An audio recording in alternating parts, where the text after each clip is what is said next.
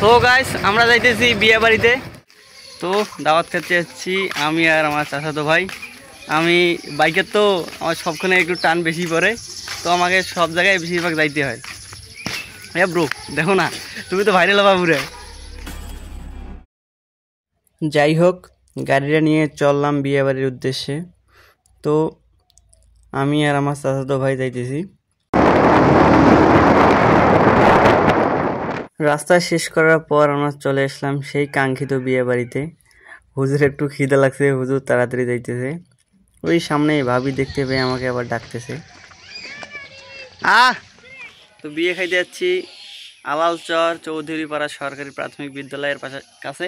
বিয়ে বাড়ির চারদিকে ঘোরার পর বসে গেলাম খাওয়ার টেবিলে।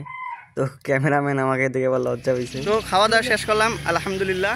তো আমরা খাবার পর তো সবাই আলহামদুলিল্লাহ বলি, কিন্তু যখন আমরা অন্যের বাড়িতে বা কোনো দাওয়াতের বাড়িতে খাবার খাই তখন আরেকটা বলতে হয় আল্লাহুম্মা আতু আমানি ওয়াসকিমাং সাকনি। অর্থ হচ্ছে তারা আমাদের যেভাবে খাওয়াইলো এবং পান করাইলো, আল্লাহ তাআলা যেন তাদেরকেও সেইভাবে খাওয়ান এবং পান করেন। তো সবাই ভালো থাকবেন, সুস্থ থাকবেন। আজকে মানে এখানেই বিদায় নিতেছি। আল্লাহ হাফেজ।